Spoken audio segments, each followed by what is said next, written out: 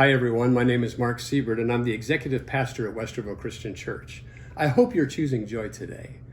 I'm bringing the next installment of our Days Before Easter devotional series from the fifth chapter of the Gospel of Mark. You may recall the book of Mark is one of the first accounts of the life of Jesus. In the first line of the book, Mark makes this claim about Jesus. It's the beginning of the good news about Jesus, the Messiah, the Son of God. Here is the only time Mark shares his mind. The balance of the book is Mark simply sharing Jesus' words and actions and how people respond to him. Early in the first chapter, Mark introduces Jesus. We see the heavens open at the point of Jesus' baptism. The Spirit descends on Jesus and God says, "You are my Son, whom I love. With you I am well pleased." From there, Jesus goes about Galilee announcing the good news of God's kingdom. Jesus brings the story from the Old Testament of how God will rescue his world. Through his Son, God is restoring his reign over the world by confronting and defeating evil and its hold on people's lives. From here, Mark provides a group of stories demonstrating the amazing power of Jesus as he introduces the kingdom. He goes about healing the sick, the shattered, and demon-possessed.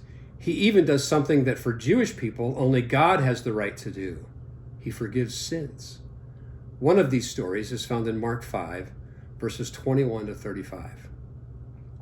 Jesus was traveling to the home of Jairus, who happened to be a leader in a Galilean synagogue.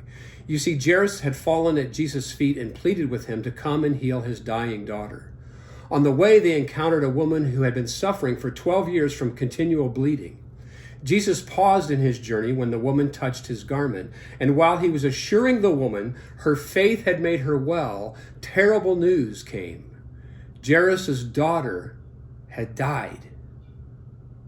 I know if I was Jairus, I would have most likely given up hope for my daughter. Death just isn't reversible, right?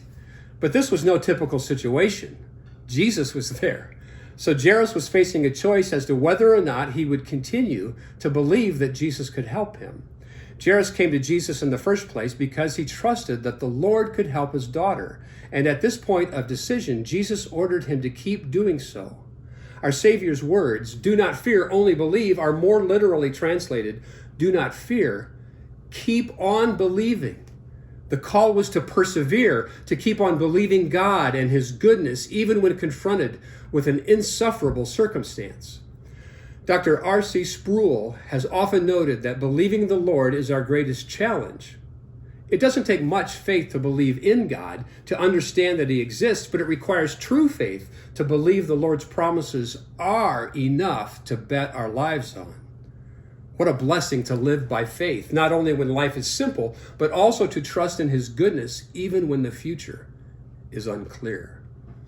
Romans 8:28 says it this way, "And we know that for those who love God, all things work together for good, for those who are called according to his purpose." So how do we live this out? We are called to a faith that maintains focus on our Creator. We must keep our eyes and our minds on God.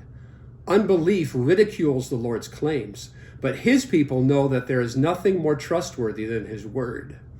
As we endure what could easily be defined as insufferable circumstances in our world today, let's ask the Lord to continue to provide the gift of persevering faith.